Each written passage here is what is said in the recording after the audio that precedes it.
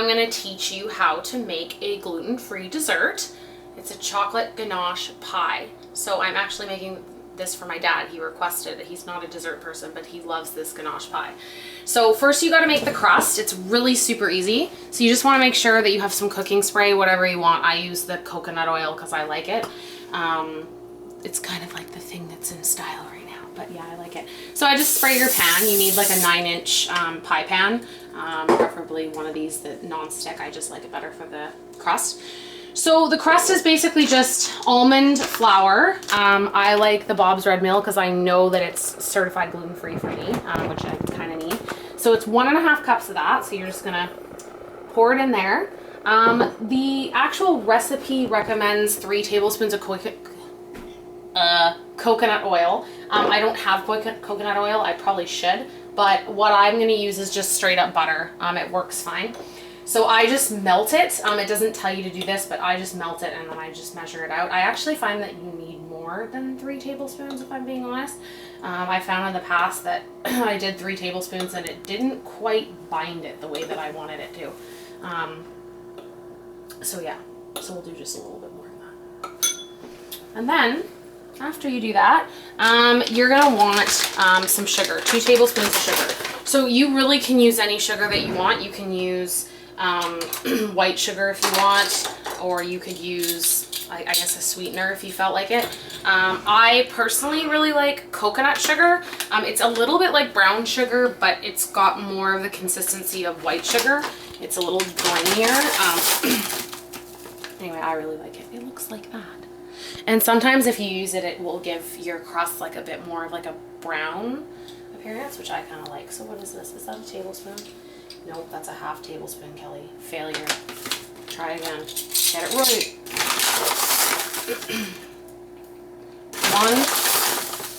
1, 2. Okay. So now what we're gonna do is we're just gonna mix this up like so. Whenever you're doing a crust, like, oh, Kelly, typical Kelly moment right here.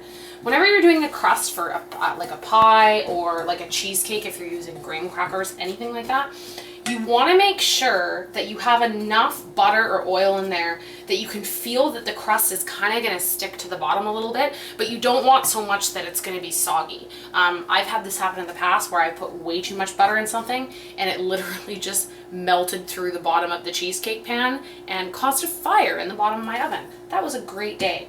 So see how it's kind of getting like grainy? It's sticking together, but it's not wet. So this is just going to make it so that it binds when we bake it, and then when we cut into it, it's going to look a little better. Okay, so this is really easy. You just basically dump this in here.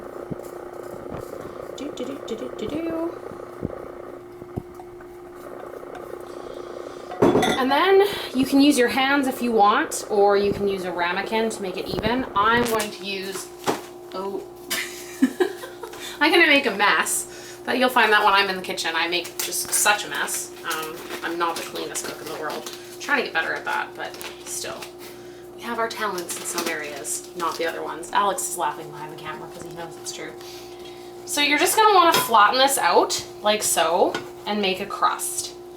You want it to be even, like you don't want to be doing like, oh, this over here. I mean, I know that's really obvious, but different people are going to be different baking skills and such doing this, so gotta get all the details. So anyway, you get the picture here. You just want to make sure you can have the crust go up as far as you want on the sides. You can make it even if you want. And then once you got your crust kind of the way that you want it, you're just going to pop it in the oven at 350 degrees. And you're going to bake that for about 10 minutes until you want it to get kind of a golden brown consistency. Usually what I find is around the top is kind of your indicator. It starts to get like a really golden brown. You've cooked it too long if it starts looking burned on the top. I know that should be obvious, but again, I just like to tell people these things in case they think, oh, I don't know if it's done. So we're just gonna pop this in the oven and then we'll do the filling. The crust should be done now. Ta-da! So there you go. It was in there for 10 minutes.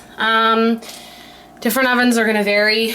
Our old oven, thank God we got rid of, it would probably be more like 12, but anyway. So yeah, it's got a nice golden brown consistency to it. So now we're gonna make the really yummy part, the ganache.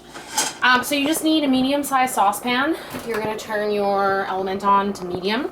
So what we've got here is a 1/2 cup of almond milk. I use the almond brand original. If you wanted, you could use the vanilla. Probably that'd be fine, just a little bit more flavor. You can use silk, anything. You just don't want that sweetened almond milk because that's gonna change the whole thing. So a 1/2 cup of that, and then it calls for a 1/2 cup of cream.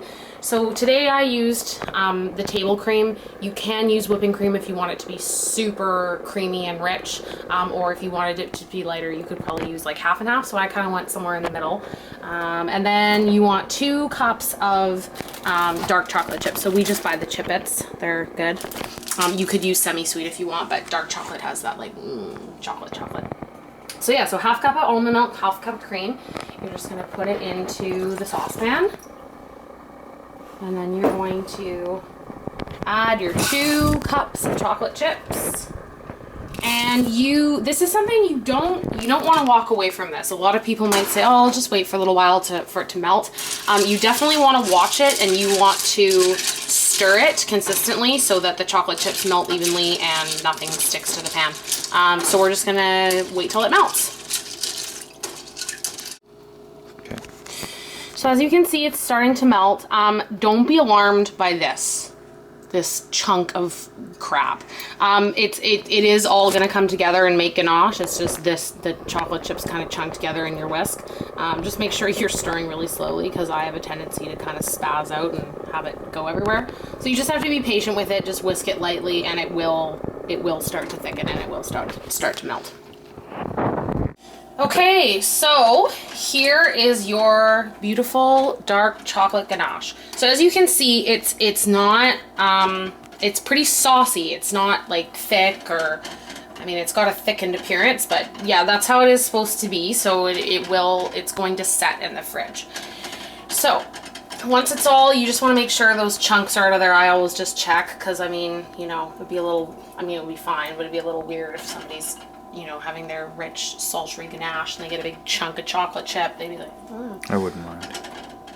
Well, there you go. Reviewers telling you otherwise. Okay, so you're just going to take it off the heat. Make sure to turn off the element because I always forget to do those things. Okay. Just a second here, please. You know what? I'm not even going to risk it. Chuck that in there. Okay, so you're just basically going to pour the chocolate ganache right onto the crust. And you want to do it kind of slow and even. See, look at that. There were some chocolatey... Uh-oh. What's happening here, folks? We're having some malfunctions. True story. This counter is uneven. It is tilted. I can prove it to you because anytime that I've used or put anything on here like an egg, it just rolls right off. It's tilted that way. So I'm gonna, how hot is this? I'm gonna tilt it this way and that way to get a bit of a,